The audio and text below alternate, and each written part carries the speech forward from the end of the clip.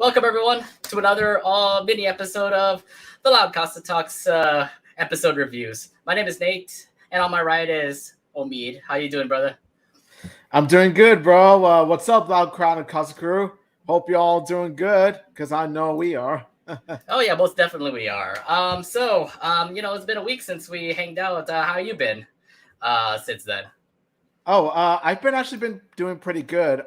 So I've just been busy with work, and I've also been watching a couple of new shows. I've been watching The Ghost and Molly McGee, which is a brand new show on Disney Channel. I highly recommend it. FYI, so awesome. Everybody is like on Twitter about The Ghost and Molly McGee. Yes, it's a good show. Including myself. And, yeah, I know you definitely are into it. I know a lot of fans are definitely into The Ghost and Molly McGee.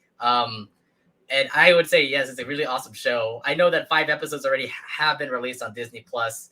I haven't gone through them yet. I only went through the first 2. So, yeah. So if by any chance you guys are subscribed to Disney Plus, I highly recommend you check that show. It's really well worth your time. I mean, everybody's picking up their favorite characters already. They got Molly, they got Scratch, and they end up getting the other girls as well. I'm like, oh, I didn't know she was popular. I didn't know the popular girl was also popular too. What? Yeah, honestly, my favorite character is Molly, but Libby comes as a close second. Libby, oh, she's so innocent. Yes, she's so person. adorable. She's a precious Cinnabon. Like both of them are precious Cinnabons to me. And also, there's also a brand new Amphibia. Season 3 just dropped, and it didn't fail to impress, to say. And Amphibia is another one. Amphibia season 3 is another, episode show I've been watching. It's, it still holds up. It's still an awesome show. That's another topic for another time. It's another topic that we can talk about. But to say the least, though, I love the fact that the season 3 just started, and I think new episodes are coming out. I think we have one coming up Saturday, I believe. Yes. I don't know what that will happen. I don't know what that'll occur, but to say the least, I was already excited for season 3. Amphibia looks great. I can't wait to see what the rest of the season's gonna go. But I swear to God, like Sasha, I already talked to you, Amita, about how Sasha is, and I swear to God, that short where Sasha is about to kill Spring, I'm like, are you kidding me? Why do I have to hate you now? Oh, man. Do I hate you again because you're gonna kill Spring? Psycho Sasha, sociopathic. She doesn't want to lose Sasha. What? She doesn't want to lose Anne, and that's the reason why she's about to freaking have a sword and start killing her. Killing Spring. Honestly, Sasha's one of those characters is one of the most intriguing to me. Like she's one of those love to hate characters. I know.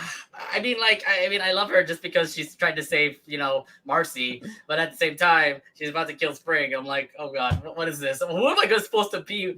Who am I supposed to favor with? Was about to kill Spring, but whatever. He's about to kill Spring. Look, that video pretty much kind of tells you, like, maybe. I don't know.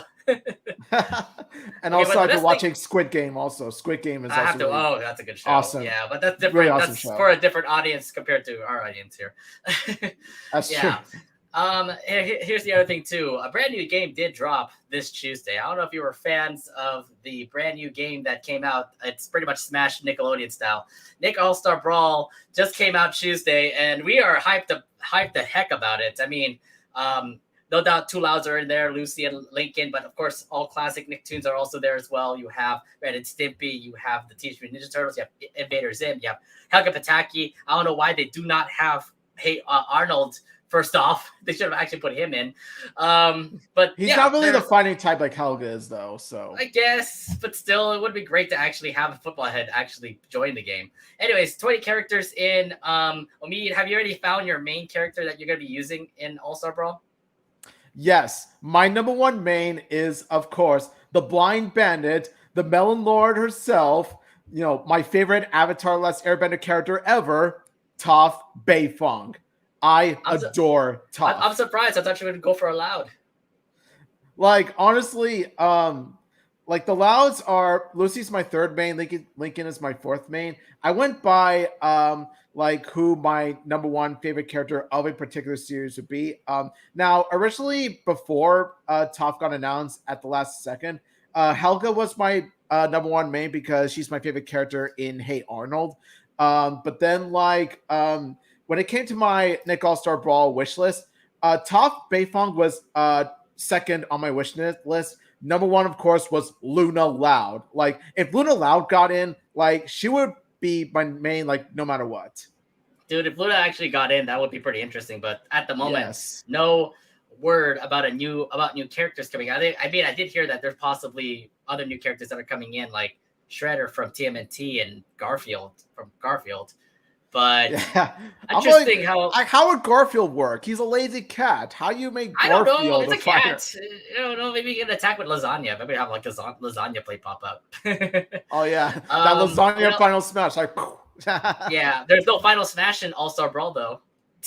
I mean, like Smash Attack, like lasagna Smash Attack. I'm so used to Super Smash. Yeah, I know, but it's pretty much Nickelodeon Smash. And I'm not gonna lie though, I have been using the louds a whole lot when I'm just playing All Star Brawl. My main currently right now is Lucy, but when I'm playing competitively, I've started to lose with Lucy, so I'm changing it up to Lincoln Loud, Cora, Sandy Cheek. She's also good too. And then Danny Phantom. I want to try to main him just because he's awesome of a character. If you watch the show, it's an awesome show. I just want to see if like the Ghost Boy can actually like have his superpowers that actually defeat all these Nickelodeon stars. So you're going from the character who summons Ghost to the actual Ghost itself. Right. I would go for the Ghost. I mean, Danny Phantom was my like favorite show growing up, and I was a kid. So yeah, no doubt about it. I need to see if he'll be good enough for my main list. But at the moment right now, Lucy's currently my main, along with Lincoln and Cora. Those are my top three. But I'm still trying them out and see how it all goes down. All right. Enough small talk. Let's actually head over to our episodes that we're going to be reviewing tonight. We're going to be reviewing 4 episodes, and that all aired on September 10th and September 17th. So let's immediately head over to our first episode that aired on the 10th. It's an episode about the birds called Just Be Coo. From the synopsis here, it says, when Sancho gets himself into trouble in the city, Sergio helps him become a model pet. Okay, first off, why a Sancho episode? Were we expecting a Sancho episode? Why do we have for a freaking secondary bird? Okay, first of all, show of hands. Who here, I want you all to type this in the comment section. Like, who here was really expecting a Sancho episode? Who here was really demanding a Sancho episode? Who in the right mind would think, oh, hey, Sancho's a pretty enjoyable character. Let's give an episode dedicated to him. Like, really, who? First of all, he doesn't really leave a lasting impression on anyone because at the end of the day, he's a background Berg.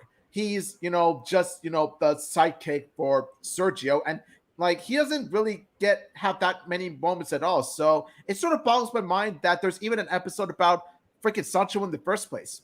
And as you'll see here, do not let the title fool you because let me tell you, this episode is anything but Coo. More like poo instead of Coo. Yes. It's more like it's poo. It's not Coo. Yeah, you're right. Sancho, look. Sancho only appeared like in random moments in the Casagrandes. I don't know why we would actually have an episode about him, but I'm guessing it's just to focus more on Sergio. I mean, technically it would be a Sergio episode, right? Just because he's trying to save his best friend. Joy. Yeah, I get it. No one likes Sergio. No one likes Sancho. Okay.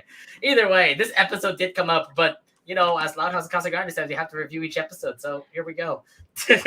So let's head over to the episode where Sancho would be wanted for defecating a park statue. Now, Sancho would have asked Sergio to stay at the Casagrandes home, which he would agree. How'd you feel about Sergio actually giving heart to Sancho as he was trying to hide himself of being a criminal? It's sort of a double-edged sword for me. Now, I can understand Sergio wanting to help out his feathery friend. It is somewhat decent of him. But here's the thing, though. Like, as I said before, like, there's no clear reason why, Sergio or the audience would ever believe that Sancho wouldn't be the person to, fabricate the statue because like I said before, Sancho was just there like to be the party bird and that's pretty much it. Like he's not really there like for anything else. So pretty much like I said before, it's mixed feelings for me. But as we can see later on, it turns out to be a huge mistake. Now, my thing is that Sancho's just a pigeon, so obviously pigeons act like pigeons. So all they got to do is just ask for food or just be pretty much selfish, to say the least.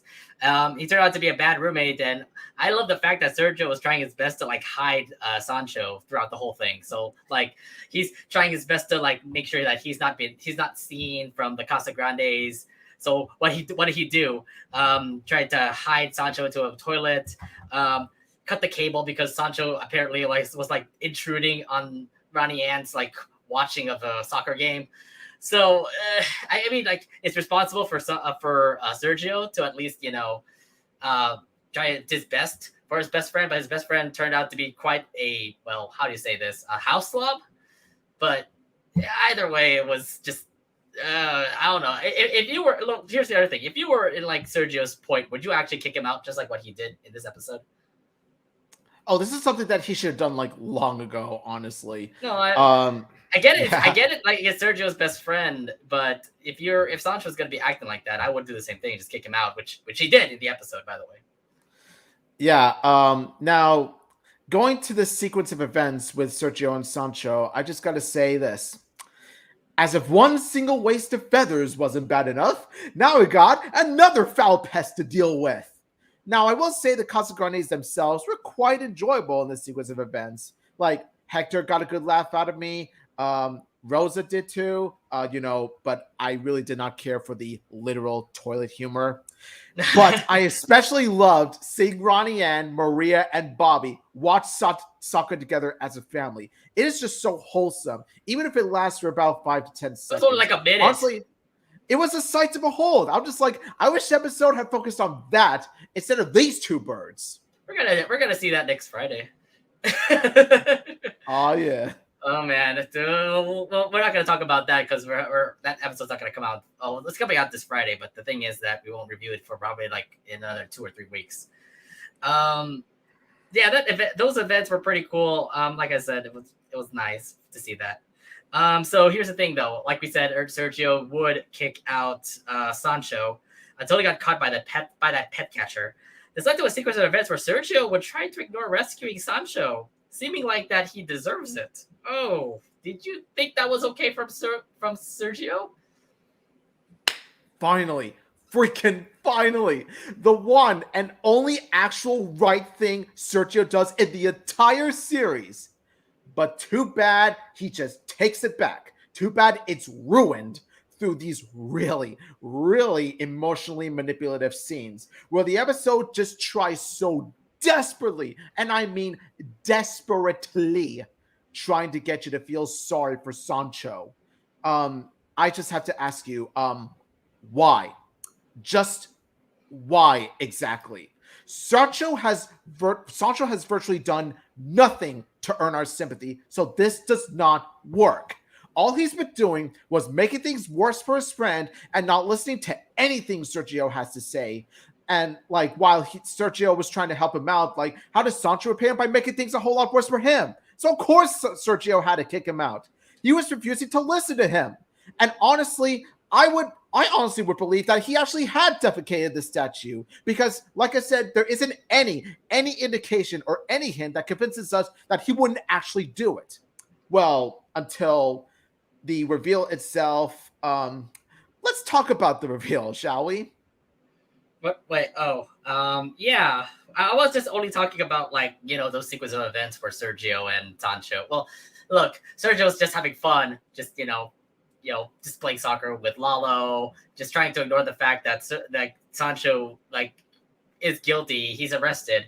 I mean, I don't understand. I understand Sergio's point. I'm like, yeah, he deserves it, so he just does his own thing. But then in the back of his mind, he feels guilty because he's just thinking about Sancho just going through bird jail. Apparently, bird jail is worse than people think. So he feels. Let me get this straight. So Sergio feels guilty for doing the one and only good thing, the one and only actual justifiable thing in this entire series. Yet he doesn't feel anything for killing a chicken. He doesn't feel anything for ruining Ronnie and his tickets. Seriously? Are you kidding me? I don't know, but then he also takes care of his friends, I guess. He's a complex character to say. That's putting it mildly. It's exactly, complicated. Yeah. He's complicated. So here's the thing, though. I mean, Sergio Sergio would help rescue Sancho out of that pet pound, but Sergio would go save him and the rest of the pigeons. But then here's the thing: there's actually a twist in this thing. It seems that pet catcher actually would be the one defecating the statue. Oh, what? He would be the one to take care of the business and then blame the birds. Wait, hold on. Why are we making this the guy who's guilty of this? I'm confused. Why would the pet catcher be the one being guilty of actually, defecating a statue? Well, let me tell you why. You want to know why? I'll tell you why. Because, like I said, of course, the episode would spin it around to make Sancho look innocent because the episode somewhat, in some way, tries to make Sancho likable and innocent, which does not work.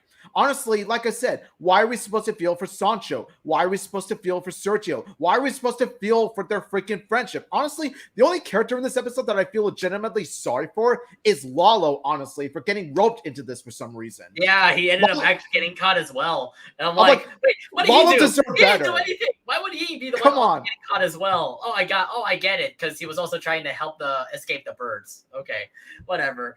I'm just weirded out the fact that a pet catcher would actually do a crime in order to capture bird or arrest birds. Really? God.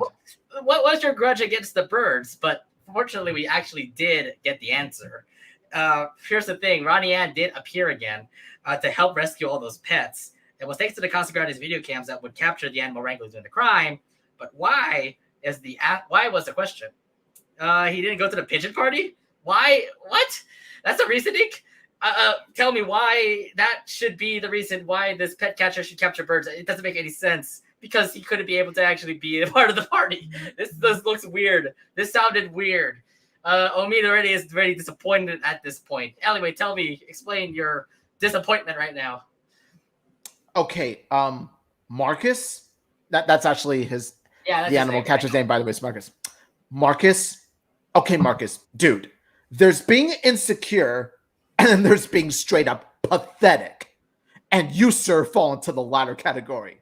So you're telling us that not only did you defecate the statue, but it turns out the reason you did this in the first place is because you didn't get invited to a pigeon party?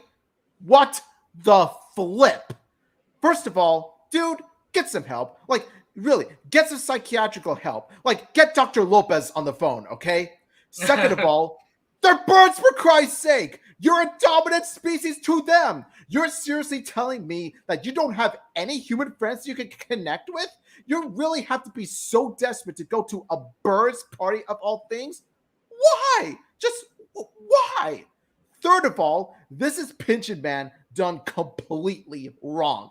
It worked in Hey Arnold because the character himself was established to be a man who talks to pigeons, and it's at least explained that because he was fascinated by birds, the other humans thought he was weird, so it made sense why he would hang out with pigeons. They're the closest to his family. With this guy, there is no clear explanation why he would attend. It's just, it's my day job. I can take it everywhere. Come on, this is a total cop-out. It's just as much of a cop-out as that butt dog reveal we talked about last week. This is just as stupid and contrived as that. And honestly, there could have been a much better reason why he would defecate the statue in the first place. Maybe it's because the pigeon party was so disruptive that it ended up waking up the neighbors and waking up the guy himself, so he was barely able to get any sleep. Honestly, that would have made a lot more sense than this convoluted reason. I think this is the dumbest reason I've ever actually seen from a Casagrandes episode. Come on, Marcus. I mean, we haven't seen Marcus in forever. The last time we saw him was Walk Don't Run. But why would you just, try to capture birds or get them arrested because of, not being invited to a pigeon party? And the other thing, too, is this is a bird party. I don't expect humans to actually be a part of it. Why would you want to be in a bird party? This is stupid. I'm like, come on. Why would he go there? And here's the other thing, too. I feel bad for Ronnie Ann because she had to go through all this trouble in order for this to happen, or this sort of reasoning to happen. I'm like, Ronnie Ann, I feel so bad for you. You had to go through this. Exactly. You're wasting your time here, Ronnie. And like, don't you think your time would have been much better spent to, oh, I don't know, hang out with Sid, skateboard, like dance to Yukon No, or something like that? but instead, you ended up actually trying to save your bird, and at the same time also unravel a crime, which I think is stupid. Yeah, Yeah, I have to say it. She literally just popped out of nowhere. I'm just like, what the hell? The only time she didn't appear throughout the episode, only like the beginning, middle, and the end. And in the end, she tried to help out the birds. So yeah, but she doesn't play a major role until like the third act of it. right, exactly. So in the ending, so at least she was there for that. And nonetheless, though, I mean, the way that they ended the episode too was like, oh, we'll get you to a bird party, and you get to see Ronnie Ann dance, you get to see the Marcus dance, and even all the birds pretty much going back to their party ways. So it's like, I don't think there was actually a point in actually doing this crime. You could have just at least asked the birds. God damn it, Marcus! This is like a weird roller coaster that we just watched. Yeah, seriously. Like, I feel like this whole reason why, like, honestly, I think they come up with this reason just so that they can make Sancho look good. But like I said, it doesn't work when you put in a contrived reason. Plus the fact that the episode doesn't give us any reason to want to root for Sancho. It doesn't give us any reason to like Sancho, to genuinely like him. It's just a pigeon. And the thing is, like, I understand Casagrandes are going their way to like get secondary characters their limelight. But why would you want to do it for a bird friend for Sergio? I mean, he doesn't even have a lot of like appearances in the show anyways. So why would you even put an episode about a friend bird for Sergio? Exactly. And not to mention the fact that there are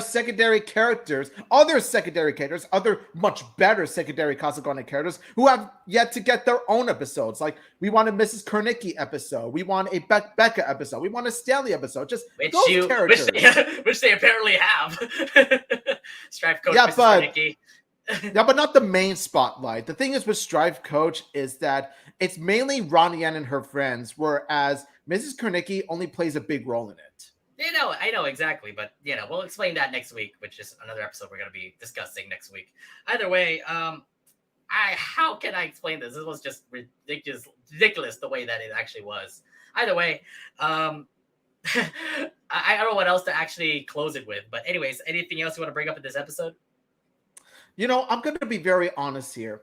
Like out of all the Casagrandes episodes, like there are some I loved, some I liked, some I didn't like so much. There are 3 episodes total in the Casagrandes that I legitimately hate. And this episode is one of the 3 episodes I freaking despise. Like, it's so bad. Like, honestly, I went into this episode with low expectations already. I thought that, okay, since it's a Sergio Sancho episode, it's going to be a, sort of an appetizer, sort of like a dub before we get to the actual masterpiece that is teed up. But no, it actually turns out to be far worse than that. That's what I was going to say. I'm like, why the heck were you going to have a Sergio episode already coming in knowing that it's a Sergio episode? I know it was going to be bad, but I didn't know it was going to be bad. Like what happened, what we saw in this episode. Nonetheless, I mean, there's nothing else that I want to point out except maybe the best dance move that Ronnie Ann did in that final scene. It's up there. It's up there. Ronnie Ann's dancing again. Hey, it's kind of up there. Like, honestly, that's also another one of the only like few remaining good things about the episode, other than the family watching soccer, is Ronnie Ann doing the dance. I'm just like, yes, like Ronnie Ann's dance is so good, it doesn't belong in this god awful episode. That's the only thing I think. The only thing that was like the highlight of this episode was just Ronnie Ann. Yeah, and it's kind of unfortunate because the episodes that we're going to be reviewing tonight will not feature Ronnie Ann. So, yeah. Yeah. Anyways, well, actually, technically, one of the episodes that we're going to be talking about, Bended Like Abuelo, technically Ronnie Ann is there, but she doesn't play a major role. She doesn't have a big role. Like I'm saying. But anyways, how would you rate this episode? Just Be Coo. Can't wait to see like how bad your rating is on this. Yeah, honestly, I'm going to be honest. I'm actually going to give it a 3.5 out of 10. Wow, that's 3. Really low. Really low. I was honestly debating whether it be a 4 or a 3, but then watching it again and seeing how like it's even worse the second time, I just couldn't help but just like like lower it down to 3. The only reason why it's 0.5 greater, like plus 0.5, is because of Ronnie An's dance. That was pretty much it. But the rest, it's just like a flaming pile of bird poo. It is not poo at all. It is poo, not the good kind. So I would say, looking back at it, I would say 5 out of 10. The only thing that actually was a highlight, the fact is Ronnie Ann was there to help out this thing. What else is there? Sergio tried to help his best friend. Sergio feeling guilty, that kind of thing. It still didn't end up being like, a very good episode. So that's why I had to give it a 5. That's the only best I could get. Like, I always give like 7s or 6s on worst episode, but I think this is kind of like below, really the far bottom at the moment for me when it comes to rating episodes like this. All right, understandable, man. But 5 out of 10. Omi gave it a 3.5. I can't wait to see what happens next week, though. Let me tell you, like the episode we're going to talk about next week, like honestly, it makes this episode actually look decent in comparison. I'm just gonna throw it out there. I'm gonna fight for you on this here. I'm gonna fight for you. Anyways, let's head over to the next episode that also aired on September 7th. I'm sorry, what date was that? Oh yeah, September 10th. My bad, September 10th. All right, so let's actually head over to the second episode that also aired on September 10th. Mm-hmm. It's called Teed Off. Worried that Lori may have a new crush, Bobby visits her at Fairway and tries to impress Lori with his golf skills. Now, first off, Lori and Bobby are back. Oh my God, we haven't seen them since Flea Market. So how psyched are you seeing Bobby and Lori together again? Well, if you want to put the movie, you can put the movie in. But to say the least, yeah, really, Flea Market, we haven't seen them together for the Casagrandes. How did you feel about having another Bobby and Lori episode again? Yes. Now, from here on out, we get to the actual good episodes. And let me tell you, this episode did a fantastic job in washing the bad taste of that other episode out of my mouth. It feels literally amazing to see Lobby back in the Casagrandes, considering how much I really liked Flea Market. And, I especially loved Lori in that episode and the role that she played.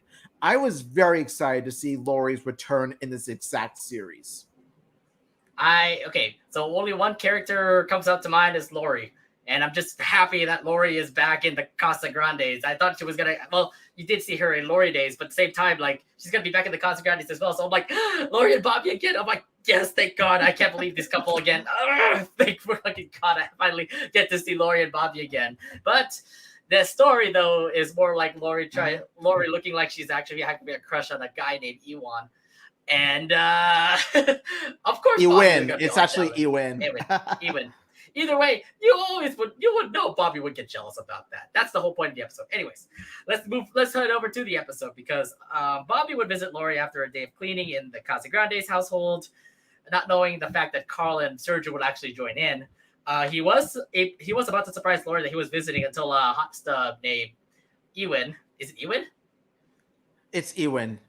Ewan, yeah. Ewan was helping Lori out. This obviously made Bobby jealous. How'd you like their first appearance together? And would you feel the same way about Bobby, like being jealous that Lori is all over this guy? Okay, first off, I just gotta say this: the moment I saw Ewan like with Lori, I was just like, "Well, Bobby, don't just stand there. You can't let some other guy be her boo-boo bear."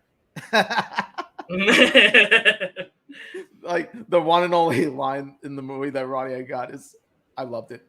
Second off, Ronnie Ann. Oh, don't remind me now. Oh, God. Second off, why would you say that? The only Ronnie Ann line. The only Ronnie Ann line that you would probably put up. Ronnie Ann fans go nuts in the comments. I can see all the Ronnie Ann fans going nuts. Like, he said it. Like, second off, okay, whatever. Okay, second off. Now, is it me or does Ewan look like a buff Yoon Kwan? Right, and he looks like I did not know until you say it. I didn't know until you say it. I'm like, holy crap! Yeah, you're right. Like, wait, I have to cosplay that guy. All you gotta do is list some ways, and there you go. Hey, shut up! I'm working on it. I was trying to be sexy, Yoon Kwan, not buff Yoon Kwan. Anyway, now going back to Bobby, honestly, his jealousy is actually quite understandable. I can honestly see why he feels threatened. I mean, look at the guy. Like I said, by the design alone, he looks like Yun-Kwan on steroids. And not to mention, from the way he and Lori bonded, you can see why Bobby's first impression of him is not so great.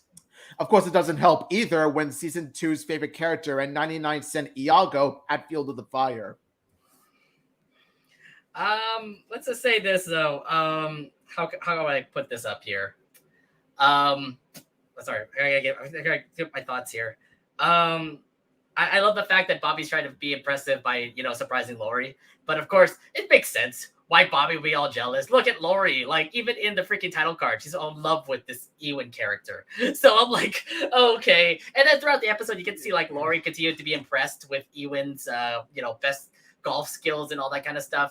And obviously, Lori's a golfer. So now Lori and Ewan are pretty much, like, working together, and you get to see that throughout the episode, by the way. Obviously, it makes Bobby jealous, and I would obviously be jealous the fact that, like, say, for example, Lori would be my girlfriend, for example, and I would be so jealous just the fact that I would actually try to outsmart Ewan and just say, like, hey, I'll be better at you at golf, which, by the way, happened in this episode. I don't care. I will get my Lori back. Fuck you, Ewan. You're out of this picture. Yeah, I think anyone would be, jealous if a girl like Lori hung out with a hunky guy like Ewan. Like, I'm just saying. Yeah, like I said, I'll be in Bobby's shoes too. Okay, if like, say, for example, Lori would be my girlfriend, I would be fucking, like, trying my best to at least win her heart back and make sure Ewan is out of the picture. Not like in a death way, more like get him out of like Fairway University, which happened. Either way, we'll continue on. I see what you mean. All right, let's continue on though. So obviously Bobby is jealous. So Bobby would actually seek advice from none other than the people that actually joined in his car ride, Carl and Sergio, so that he can, like, try to make Ewan look less impressive to Lori.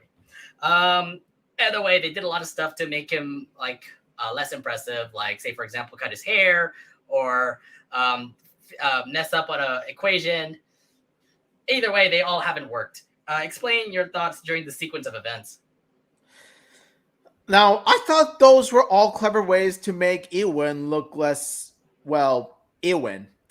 But too bad that, they all flattened their faces and they ended up being as bad as a bogey.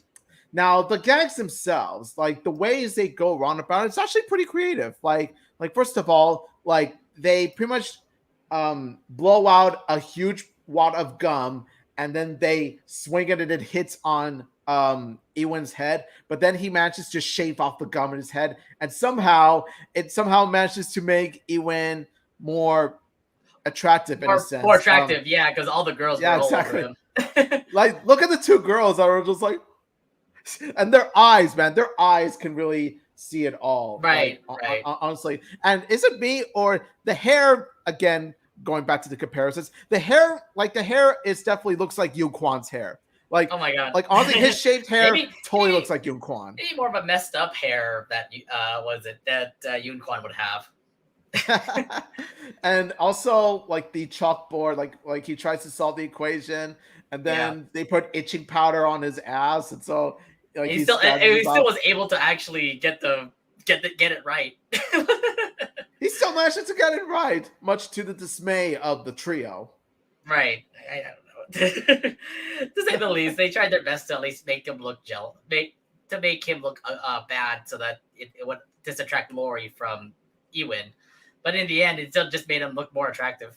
So in the end, though, Bobby and Ewan would actually compete in a golf competition. But there's a little problem, though. Bobby would actually have the help of Carl, Sergio, and a lot of animals to actually help him cheat his way to winning and beating Ewan. So how'd you like this sort of thing that you see from Bobby? So basically, Bobby in this episode is pretty much becomes a cheater, pumpkin eater, but in a different and better sense of the word. If you guys don't remember, I use the term cheer, pumpkin eater because it's basically what the Louds called Bobby when they thought Bobby was cheating on Lori in Cheater by the Dozen. But I digress. Now, as I said before, Bobby's jealousy and feeling threatened by Ewan is actually, like I said, it's very understandable. And though his actions were a bit brash, at the end of the day, like I said, his actions were to protect the one thing he cherishes the most. more than anything else in the world, and that is his relationship with Lori. Now, while some may argue that it's a little selfish of Bobby to commit those actions and let the jealousy get the best of him, I honestly don't think it's selfish. Mainly because, like I said, at the end of the day, it's all for Lori and mainly Lori. It wasn't for Bobby. It wasn't for himself. It wasn't for his personal needs. It was for him. It was for her. It was for their relationship. And honestly, you can't really hate Bobby for that because when you're in a relationship with a significant other and they're pretty much spending their time with some random guy or girl in college or work or whatever, I gotta be honest, like you feel threatened too. I would feel threatened too if that was the case. I would, to say the least. Yeah, most definitely. And I understand Bobby's case of trying to cheat, just the fact that he wants to look impressive. You had like a lot of animals pretty much like slap the ball, Ewan's ball, pretty much out of the hole, and then having Bobby just get a hole in one in every course, I guess. But I kind of feel for like those who are just watching. I'm like, wait, can you actually see animals actually hit Ewan's ball? Is the reason why he was kind of like off? I don't know. Nonetheless, though, I mean, I understand Bobby's perspective of why he wants to cheat. Just the fact that he wants to impress Lori. Either way, like even if Bobby cheated on a hole in one, Lori still was impressed. So I have the feeling in the back of my mind, Lori was still obviously in love with Bobby, even if Ewan is impressing Lori. So I'm like, but still, like I said, Bobby is just, obviously doesn't know about the whole reasoning why Ewan and Lori are like friends together. But obviously Bobby's just being jealous. And of course he just wants to impress Lori with the whole hole in ones in every hole with the help of the animals, Carl and Sergio. Either way, it makes sense why Bobby had to do it. Yeah, it's just more I can say that. Just because he wants to impress and all. So either way, at the end of this competition, Ewan actually did lose. Bobby would win and would actually get and then what's kind of funny is that even the headmaster of Fairway University actually did appear in this episode. He was about to give him a scholarship, by the way. And I'm like, really? Yeah. And the other thing too is that Ewan was actually apparently going to quit golf. So a lot of events actually happened after a loss like that. This is weird because like I noticed when this episode popped up here, Bobby admitted to cheating. He confessed that he wants to look impressive. Oh, actually, the fact that Ewan actually obviously had a girlfriend already, and that she's married to that girlfriend too. They're engaged. Well, so I was like, whoa. Technically engaged, yeah. Yeah, engaged, but you're about to be married to say. So Ewan has his girlfriend, or what was it, fiance, and yeah, and obviously Bobby has to confess to Lori that she did this just to cheat. And then even if Bobby cheated, Lori still loves Bobby, and that they definitely are still a pair. How'd you like this whole ending scenario here, where things are about to fall apart until Bobby confessed and everything went back to normal? Well, first off, I gotta give props to Bobby for pretty much being honest and coming, like, after it's been revealed that Ewan actually has a fiance, like Bobby then realizes, oh crap, I screwed up. I have to tell the truth and all this stuff. I'm just like, good on Bobby for coming clean because, like I said before, the main reason why he would even thought of cheating in the first place is mainly because he wants to protect his relationship with Lori. So, excuse me. So, like I said, after it's revealed, Bobby realizes he screwed up, and I like the fact how Lori pretty much clarifies for Bobby that that she would never leave Bobby for Ewan or for anyone, no matter what. So I really liked how much she expresses how much she loves Bobby, because I think the reason why Lori didn't get mad at Bobby for cheating is because she knows as well as we do that deep down that the reason why Bobby has been acting brash, has been cheating in the first place, was because he feels like his relationship is threatened by another guy. And so she sees how much Bobby really values and cares about their relationship so much that he is willing to do whatever it takes to protect it. I'm just really happy about Lori just pretty much forgiving Bobby for something like that. It just tells you, like, Lori is definitely committed to Bobby. We've talked about this a whole lot. Like, no matter what stupid things happen, like when Bobby's cheating to make sure that he gets Lori's heart.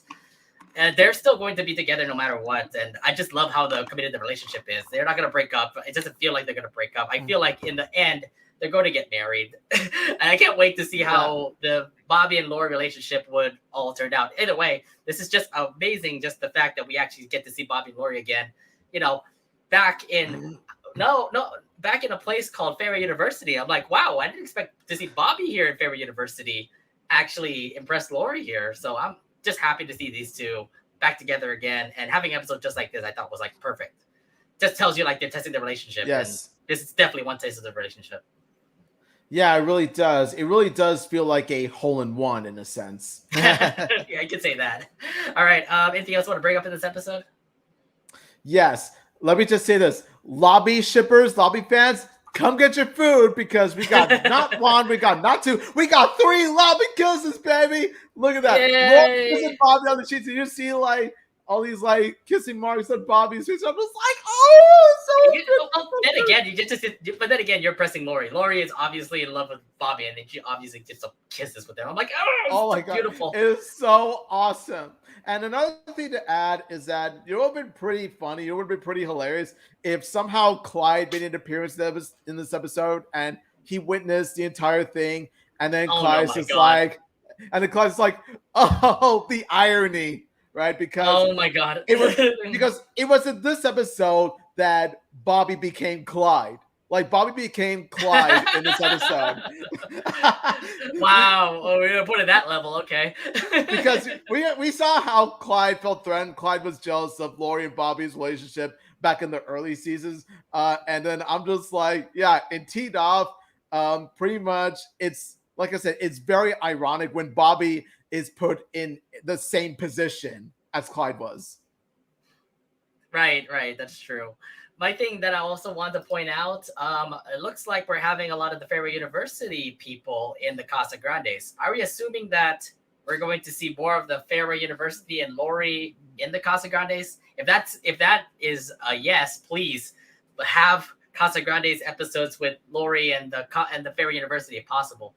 But I know that it's going to be more of the Loud House. But either way, it's just kind of cool that we actually have Fairy University both in the Casagrandes and the Loud House. And they actually do have the same characters too. So you had the headmaster who's there. You also get to see that one guy in Cursed also appear in the episode. So it's like we really are kind of merging both worlds together. So pretty much Fairy University is pretty much the middle ground to actually having a Loud House Lori episode and the Casagrandes Lori episode. So I'm happy. Hopefully we get more Lori episodes with the Casagrandes. Yeah, because let me tell you, Lori the Casagrandes is so damn good. Like she's really great in the Casagrandes. I think we're about that time where Lori, she moved out of the Loud House. I would say let her have more appearances in the Casagrandes. It would be great to say like her transition to the Casagrandes is going to be interesting. If that happens, that'd be awesome. That would be awesome because in a way, she would play a similar role that Bobby did in the Loud House, which is to be, the girlfriend in the Casagrandes in a sense. And let me tell you, like, honestly, if it means that we're getting more Lori appearances in the Casagrandes, I definitely welcome it because let me tell you, Lori in the Casagrandes is so damn good. Like, so damn great. Flea Market, Cursed, not so much, but Teed Off, really great. Really great in Teed Off also. Yeah, I would say so. I mean, the episodes where Lori stands out alone, like, we need more Lori and Fairy University episodes, and we had some. We got those in Lori days. We have here in Teed Off. I don't know what next Lori episode would happen, but I swear to God, it better be good. But we'll see. It all depends on how the writers. It's guaranteed to. Like I said, the Lori episodes of the Casagrandes is so damn great. Like this is no exception. All right. How would you rate this episode? I would honestly give it a 9.5 out of 10. Wow. I really love the episode so much. Like pretty much it's one of the best Lori Bobby episodes of Loud Casa. Bobby is so damn good in this. You can understand his insecurities and his actions, why he would do so. And also the gags really worked as well. Now, while Carl and Sergio may be a bit forced into the plot, they don't really hinder the plot because in a way they do contribute to Bobby's motivation to want to commit the actions that he did. they do help him out. Oh, and also the fact that the most important thing is that Carl and Sergio, they at least here get karma. Like in the end, it turns out the Rosa's been saving the chores for Carl and Sergio, and then they try to run for their lives, and then it turns out that, the golf ball hits Sergio, then he lands up just like, yes, that is how you close an episode.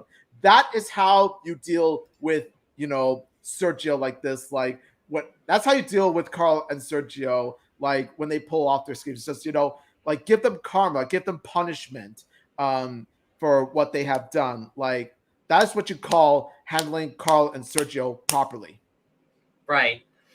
You know what though? This is an absolutely awesome Bobby and Lori episode, and I feel like every Bobby and Lori episode is going to be like this. I mean, Flea Market already was amazing. This one is also another amazing time. I mean, Flea Market was more of the test because of their love is pretty much like far away since they're now 200 miles away, and this time is more of like a jealousy, like how Bobby's going to react when somebody is just around Lori. Obviously jealous, and of course it's a jealousy test and things like that. Either way, the relationship are still strong together no matter what, and I just love these two together, and I hope we get more lobby episodes. I gotta give this a 9 out of 10. I absolutely loved it. Not to the expectations that I was expecting, because I was hoping for more awesome stuff. But yeah, 9 out of 10 for me. I thought it was awesome. We need more lobby episodes. Yeah, definitely. Honestly, I definitely agree with that because I really liked Flea Market. Teed Off was even better. Like I loved Teed Off. It was a whole good. They're all good. They're all good. I mean, like if you look back, you get to see look at all the Bobby and Lori like episodes that happened. You get like Misconnection, for example. They have a long distance relationship. They did the same thing in Flea Market, and then this popped up in was it Teed Off where they were together. It's just more of a jealousy test that that Bobby should know that Lori still loves him no matter what, and exactly. It really did show in this episode.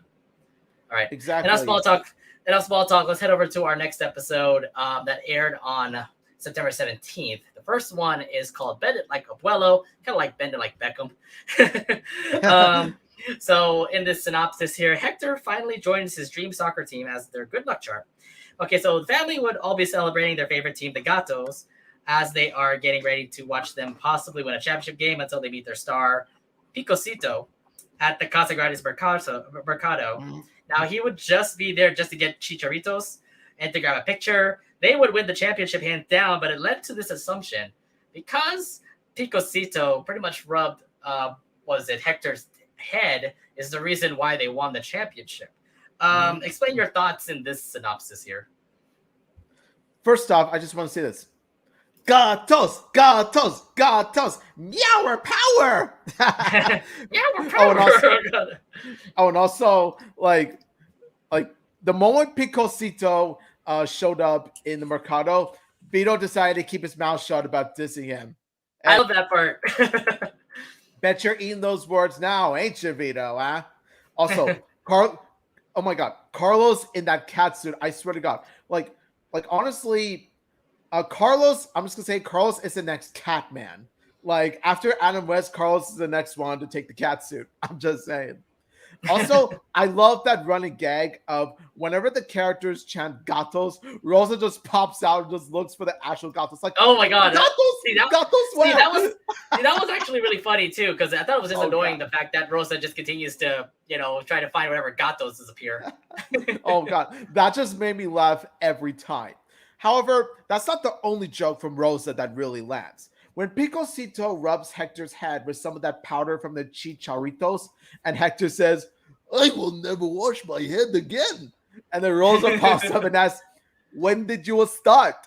Oh, God. Oh. I swear, Rosa has some of the best lines in this episode. It is just, like, it really lands. Like, the jokes really do land. Like, they really do land, like, scoring a goal.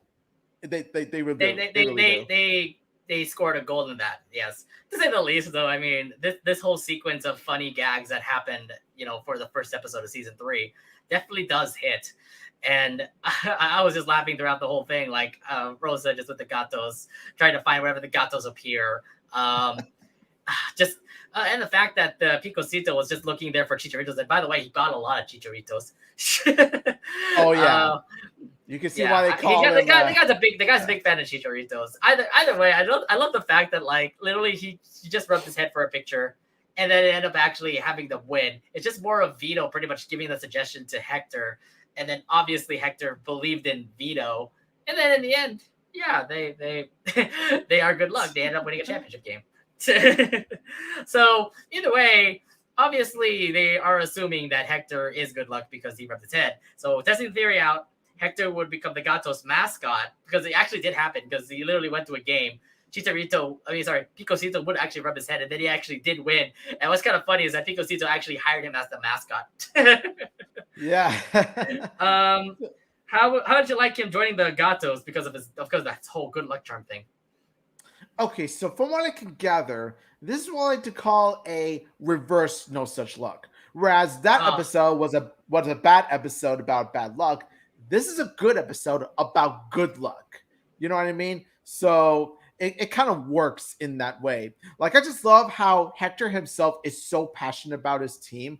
Like, he's just really passionate. He wants to help his team win. He wants to be a part of it. So he tries his absolute best to ensure that the Gatos succeed in their games. And that's where he becomes useful to Picosito and his team. I would know because like it relates to me because like as a sports fan myself, of course, I want my teams to win. So I do see like a bit of myself in Hector, or at least I see a little bit of a sports fan of me like in Hector, I guess.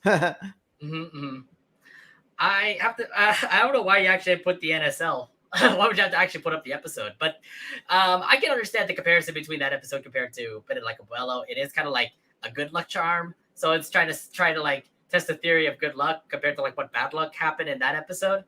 I think if they did it, I think if you're going to compare it to that episode of in the Loud House, I would say it definitely did it much better compared to what happened there. No such luck. Like, we do not speak of this any further. Yeah, but we just did.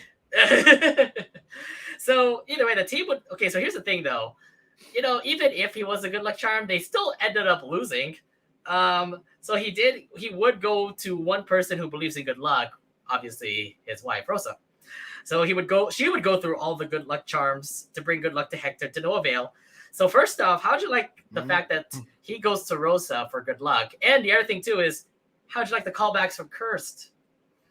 First off, I really loved how the episode still kept that trait of Rosa, in that she uses all her spirits, she uses all of her good luck charms to really help Hector with his situation. Like, I really do love that because the very first time that we've seen Rosa do this was light the candle back in Relative Chaos in order to ensure that the Santiago's do stay. And wouldn't you know it, it actually works, and it works for the better. So, of course, with this one, it's no exception, of course. We've seen how Rosa's good luck charms actually do work from the history of it. And also, the callbacks from Curse made this episode even better. I just loved it. Just pure, beautiful continuity. I love the fact that they're doing continuity again. I feel like the Casagrandes are listening to us and actually putting continuity into their aspect. So when I looked at Rosa trying to do all the good luck charms with like the Mala Suerte thing that she did at Cursed, I love the fact that she even put up a a doll. It's like pretty much a voodoo doll of Hector in Ernesto Estrella's outfit, and it actually works. So like literally, whenever Rosa moves that thing, he moves too. And there's that one gag where like I think like one of Vito's dogs like was dragging it around the Casagrandes house, and then he was also getting dragged around too. So I'm like, okay, this is kind of funny. Either way, it looks like Rosa has like this thing of like of charms, of good luck charms, of being a like some sort of psychic, to say, because she has all of this like voodoo stuff around. I think that's like her characteristic. And besides the fact that she has like a chancla that she will use that for people who disobey her. Don't remind me of that chancla. She also is like a person who loves to like clean around the mercado. The Casagrandes, and also the Casagrandes place, and even like fix the stuff around their apartment complex. So to say the least, Rosa is a mysterious character, and I think this episode definitely does put the emphasis more on mysterious for Rosa. It really does. Yeah, honestly, like first of all, you had to remind me of the chancla. Fear the chancla. Never underestimate the power of the chancla. Second off, let me tell you, like Rosa's probably the best character in this, mainly because not only does she help contribute to the best jokes in this episode, but also she really does help contribute to Hector's situation. She tries to help her husband with the luck situation that she has by pretty much using all their good luck charms and all that stuff. So let me tell you, not only is she funny, she's very helpful. She's very helpful, and she has been helpful throughout the Casagrandes, throughout the whole show. I feel like here is where we actually get to see like a very powerful Rosa, what she really can do. So either way, the family would find out that it was Hector's chonies that would give him the good luck. So once Rosa was able to give him to Hector, he immediately would seek Picosito to rub his head, and wouldn't you know it, the Gatos would win the game. Are we seeing some sort of no? Well, we did pretty much kind of answer this question. It is pretty much no such luck, right? But in the reverse way. But yes. How did you like this ending? How did you like this whole ending of like, you know, Hector trying to get Picosito to rub his head, and then he ended up actually winning the game, and then in the end, it's all about the chonies. I do like how this ending went because of the Gatos. Because really, when you look at the Gatos really is a team that we do legitimately care about because it's the Casagrande family's favorite soccer team. And like I said, as a sports fan myself, I can relate to Hector. I try to find my own good luck charms to help my teammates win, like the Raiders and the Warriors and all that stuff. And thankfully, that's what Hector ends up succeeding in the end. And let me tell you, man, those chones, they are really helpful. And let me just say this. Chones, rah, rah, rah, jalapeno, hot. That's their cheer at the end. That was their cheer at the end. I thought that was cute. I just loved it. So you're trying to say, does the Raiders or the Warriors need a good luck charm? If I could find on Google, like Google say like, what's the Raiders or Warriors good luck charm? I'd be on it. so you start making the good luck charm for the Raiders so that they can actually win, unlike what happened on Monday. No, moving on. I know that he was going to. Oh, by the way, spoilers. Here's a fun fact. We lost to a team that is a favorite football team of live action Like Laos. Yeah, Asher Bishop loves that team. Oh, should be a fan of them no, it's too. not Asher Bishop. It's Wolfgang. The live action guy. Oh yeah. The live action one. Yeah. Either way, I should be a Charger fan too, just because this guy is also. Oh god! Like I can imagine I can imagine the Loud House fandom. The moment they hear this, they'd be like, "Chargers officially my favorite team." I'm just like, "No, God, what have I done? Hey! Chargers is my third favorite team. So third favorite NFL team. So gross. Okay. At least I'm not a Chief fan. Anyways, we're a little bit off subject here, but yeah, I love how the ending went. I find it ridiculous the fact that like Hector was going throughout his entire length. Maybe just like the comedic gags, I think what made it like really funny. I mean, he was in his chonies, just pretty much running around trying to find Picosito, and then he's just using this ball hauler that literally just like continues to like interfere with the refs or people that tried to stop Hector. I love the fact that it actually hurled the freaking referee out of the sky. What was that? He freaking like what is it? It hurled a referee to the sky. I'm like, holy crap. Okay, well then, this is how funny this show is gonna be. Yeah, let me tell you, like the jokes that land really do land. Yeah, and I think that's the only thing that I would say about this whole last sequence here. It's just more of the comedic aspect that comes into it, to a possible Hector episode. I'm guessing when it comes to Hector episodes, we always get to see funny parts, just like what happened here in Like Abuelo. Yeah. Now, anything else you want to bring up in this episode? Yes. Let me tell you, like this could be the continuation of a trend in which a Casagrande family member befriends a celebrity. We've seen it with Carlota befriending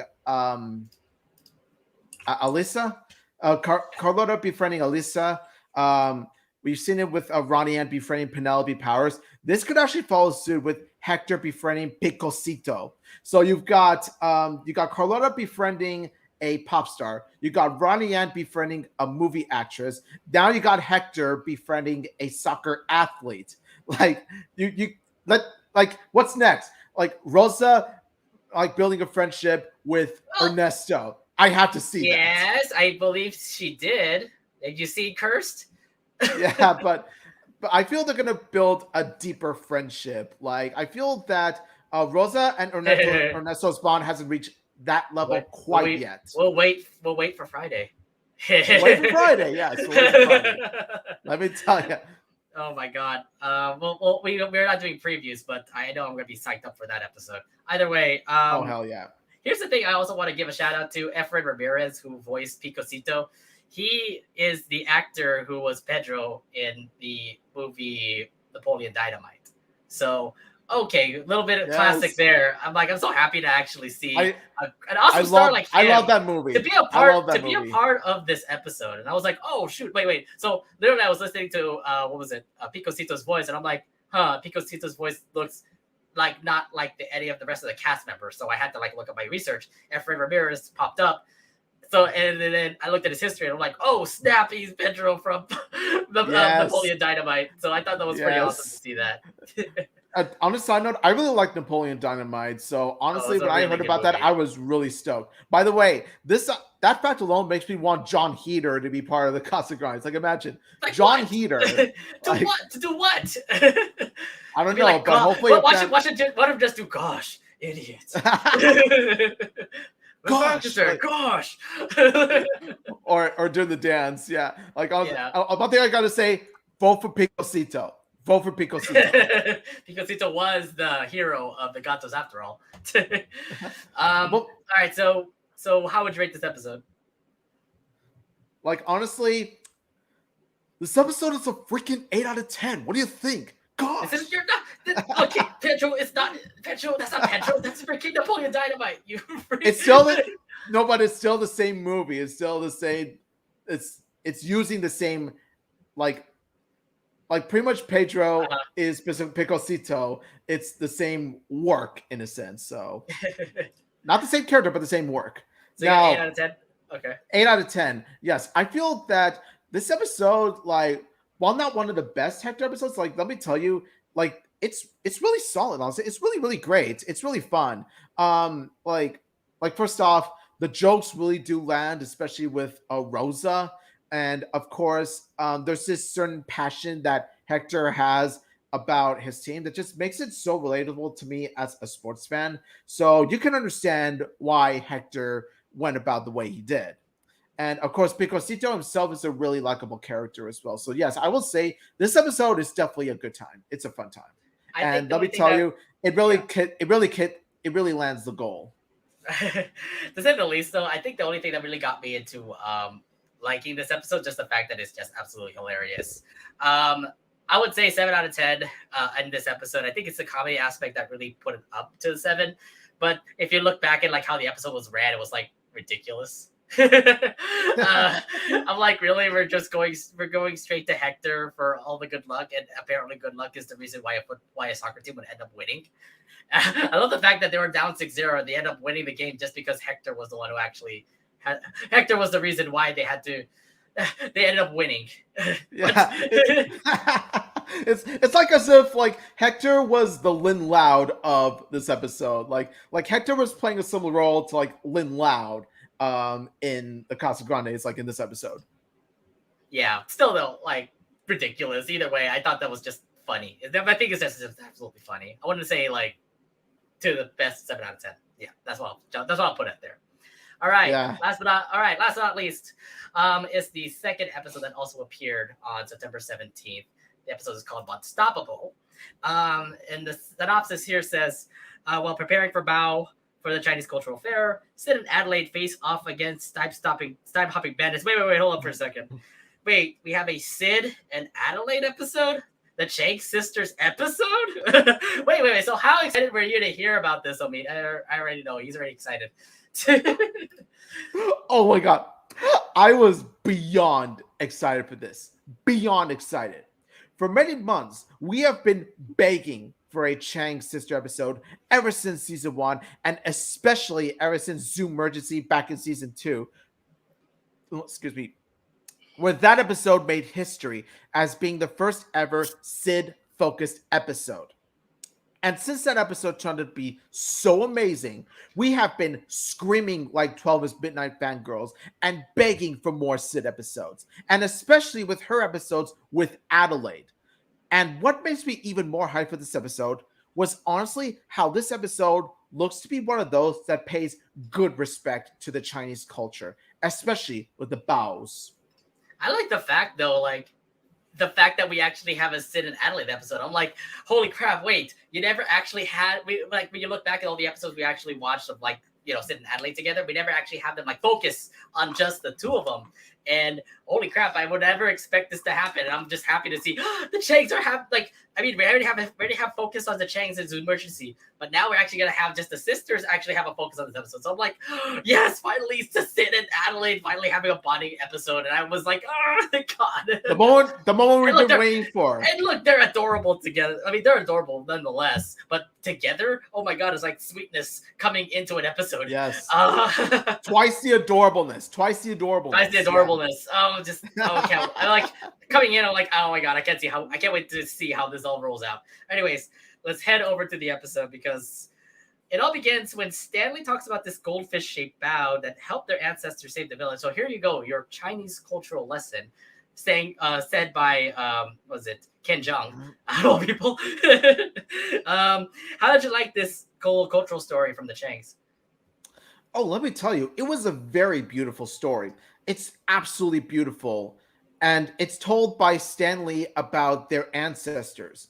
Now, why I find it so admirable is because it's really nice to know more of Sid's family tree. Since in the actual series so far, the only characters we know of in the Chang family are the 4: Sid, Adelaide, Stanley, and Becca. So it was very nice to learn more about the ancient Changs. And the goldfish-shaped bows themselves actually served a purpose to the story, and the story within the story. So it turns out that the bandits were causing mayhem in the village was because they were hungry. So Ancestor Chang makes the bows, and of course, they delighted the eyes, they filled the stomachs, and they energized their bodies. And then that's when the bandits actually turned good and became the protectors of the village. So I was very excited to see how the story would play a role, like how it would play a factor into Sid and Adelaide's actions in the episode.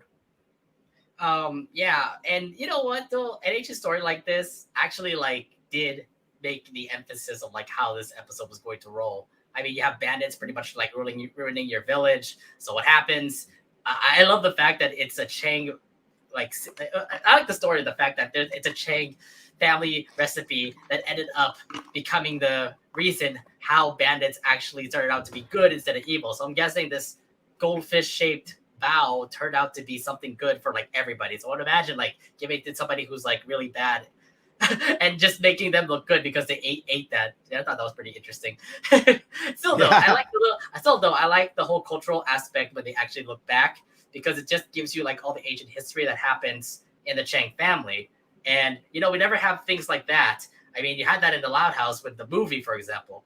So I'm totally happy the fact that they are looking back at the Changs and actually having some family history there. I hope we can get to see more of that. But for now, this isn't bad. This is a good way to actually see how Chinese. I mean, we've seen Mexican culture already in the Casagrandes. Why not have Asian culture be represented with the Changs here? Yes, and let me tell you, the Casagrandes, like they really do respect different cultures very well. Like you just said, Nate, it's not just the Mexican heritage culture; it's also the Asian culture that this series and this episode in particular gives a high amount of respect for. Like they really do nail the culture down to a T. I highly respect the episode for that. Mm-hmm. And no doubt about it, just tells you about the Chinese culture, obviously with the Changs, and it's just seeing those two are awesome. Anyways, moving on. Soon they would make the bow for their dad's satisfaction, yet they would make 800 for the fare. So Sid and Adelaide would try to take a shortcut approach, and unfortunately, bad things happen. The bow looked bad. They made a mess, and what, the bandits returned after 800 years. They're coming after a couple of years. They're coming back. How did you like this little sequence here? Whoa. 800? 800? Okay, first of all, like Adelaide said, it took them forever to make two. Now, based on that factor alone, I can see why they would take a shortcut. Because let's be honest here, not only would it be too late for the festival, but by the time they actually finish, they would have already reached their parents' ages. Now, as for how the bandits returned, it turns out they accidentally opened a rift in time and space when they messed up on the conveyor belt. And I will say, I did find this plot point just a bit odd and a bit out of place. I mean, first of this is a slice of life environment, so you'd expect the Casagrandes to be grounded into reality. But you know what? Honestly, I have come to accept that this kind of stuff does happen. Like, it does happen because, let's be honest, this is the same universe that has ghosts, dinosaurs, and time traveling. So I would say it's mostly grounded into reality. It's weird. It's weird. It feels like the Loud House and Casagrandes have a ways when it comes to science, and apparently a conveyor belt mishap can lead to time travel, right? Yeah. Lisa Loud would be proud. I'm gonna say Lisa Loud. I guess maybe the Changs can visit Lisa Loud, and then they could probably like they'll talk about their invention that happened when they were just making Bao. Also, I also want to point this out too. This is typical Sid. Sid will always try to get the easy way out in order for her to, obviously find a faster way for them to work. That's why they got the animals involved. They got this conveyor belt system, and obviously the Bao doesn't look good.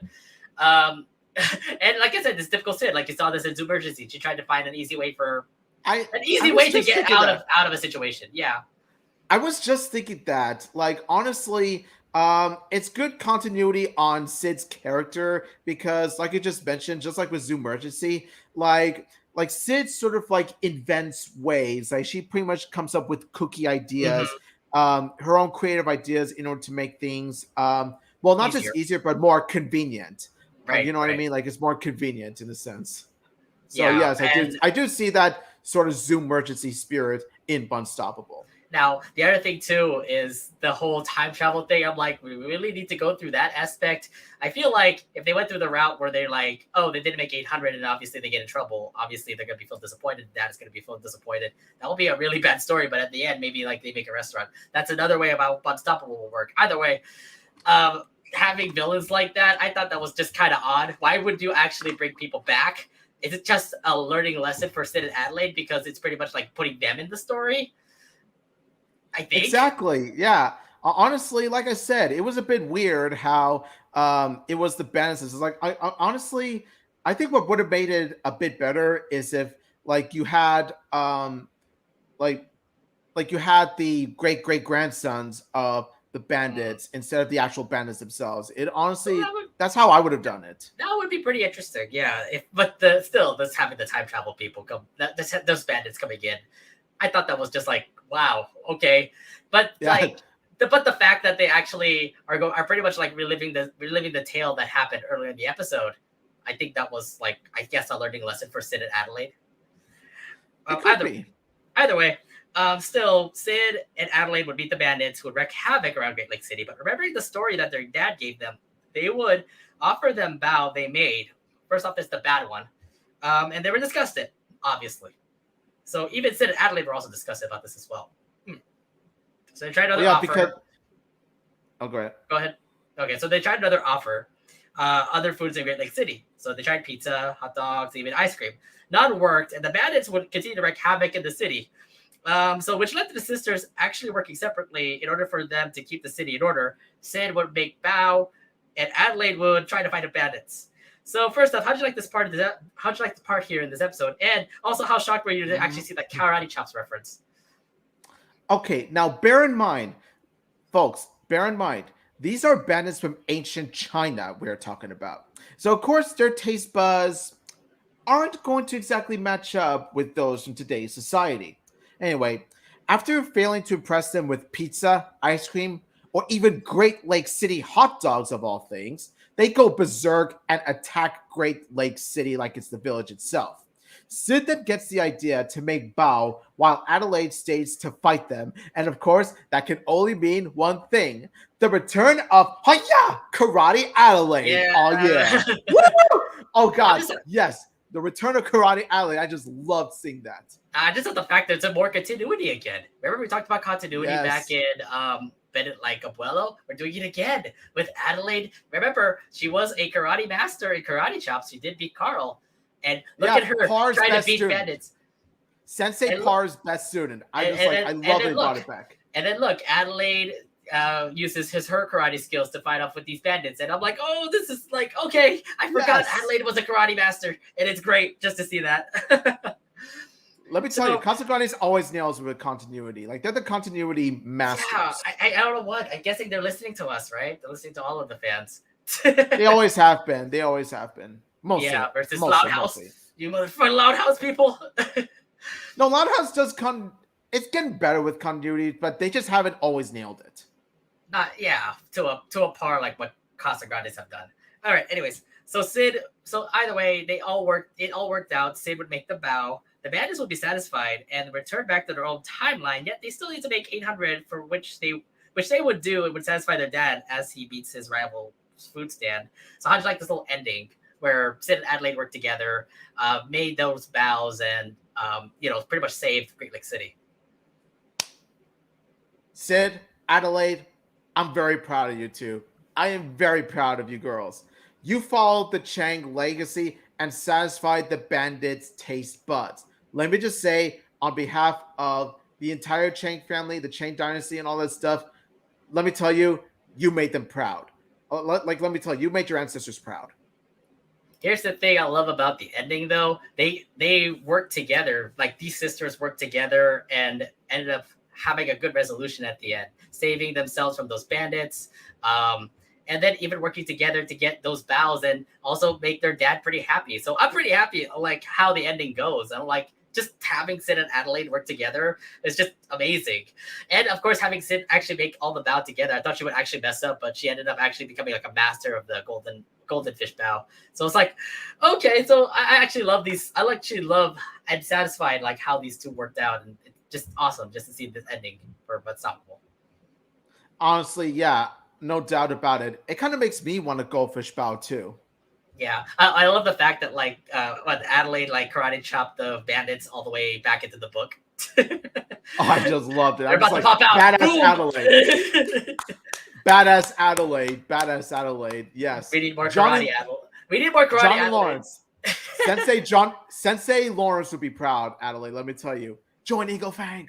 Right. So, anything else you want to bring up in this episode? Yes. Let me tell you this. We've been begging for a Chang sister episode for months. We finally got it, and let me tell you, it paid off beautifully. Like, not only was the bond between the Chang sisters real, but also it pays such great respect to Chinese culture. It pays great respect to the ancient Chang family dynasty, and the goldfish bows. Let me tell you, I definitely want to get in on those. Like, this episode makes you want to get in on the bows. And this definitely needs this is an idea for all Chinese restaurants now. Yeah, definitely, man, definitely. Like, and so like there were a few things that I felt could have been done a bit differently, but like I said, they don't really hinder the story or anything like that. They don't take away the episode for being as really wonderful as it was. And for that, I'm actually going to give it a 8.5 out of 10. Now, just like the bows themselves, this episode delighted my eyes, it filled my stomach, and it energized my body. That's a good way to point it there. To say the least, though, I love the fact that they actually represent some Chinese culture there. We definitely needed a Sid and Adelaide episode, and I think it actually did pay off. Those two working together, especially when a problem like that happened. One thing I also do want to point out: those bandits. Do the bandits look kind of familiar to Mulan? They do sort of like they do look familiar. I will admit. Yeah, the three guys from Mulan. I could definitely see that. I would imagine the female being Mulan herself, and then like the big guy, and then the small little guy. I was thinking Mulan vibes when I was looking through those. I did too. I wouldn't be surprised if somehow this episode took inspiration from that movie. Yeah, I mean, some Chinese culture representation there. It's Chinese culture. It makes sense. And like I said, it was a good story overall. Great and it was fun. It was just a fun episode. I really do love to see more Adelaide and Sid episodes, if anything. Anyways, if I were going to rate this, I will rate this an 8 out of 10.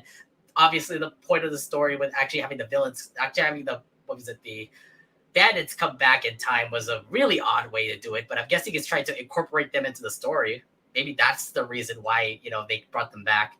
I find that to be odd. Either way, it was still a fun episode having Sid and Adelaide together working hand in hand in order for them to defeat bandits and ended up satisfying their father. I absolutely agree, man. Like they really did make their father proud, and yeah, I'm very proud of them too. All right. So yeah, that's pretty much it for our episodes that we're reviewing. We went through a bad episode like Just Be Coo, but we did and also good episodes like Teed Off and Bunstoppable. Nonetheless, I would say those 2 days of new episodes were actually pretty good, except for the Just Be Coo. Yeah, exactly. Like I said, we got the bad episode out of the way first before we got to the 3 good ones. Right, exactly. All right. So let's head. So that's pretty much it for our podcast. Just remember that you can listen to our podcast anytime. Our Loud Casa Talks to pretty much all of our podcasts on Spotify, Anchor, Google Podcasts, Apple Podcasts, wherever you listen to podcasts. Also, if you like the stream, make sure if you like the stream that you're watching right now, please subscribe and hit the bell button so that you'll be notified when we'll be coming on next time. And just a heads up, next Thursday we are going to have a brand new episode. A mini episode of the Loud Casa Talks as we review the episodes that came out on 9/24 and 10/1, October 1st. Next Thursday at 8. And just to let you guys know what episodes we'll be reviewing, these are the episodes. Spin-off, To the Consequences, Strife Coach, and Gossipy Girl. The last one is going to be an interesting one. Let me tell you, the last one, it's going to be so much fun. How am I going to explain this? Like, everybody's saying Gossipy Girl is bad. I have to rewatch it. Maybe I have to watch it like 5 times this week before we actually head over to our review show on Thursday. But yeah, these episodes are going to be disgusting. Gossipy Girl is going to be really entertaining. So just make sure you watch it. Watch it then. It's going to be so much fun. All right. And that's pretty much it for us here. So thank you very much for checking out the Loud Casa Talks mini episode. We'll be back next Thursday for all new review episode of Like Casagrandes. My name is Nate. And this is Omid saying thank you all so much for listening. Thank you all so much for watching. Your love and support means so much to us. And until next time, smell you later, amigos. I'm going to say this, though. Gossipy Girl wasn't that bad, okay? It wasn't a bad episode. It was definitely not a bad episode. Don't listen to him. It's actually the worst thing ever. No, it wasn't. Oh, my God. Hey, don't listen to Omid, okay? It was not bad. Oh, my God. I don't know. Anyways, we can't wait for next Thursday. See y'all later. Later, guys.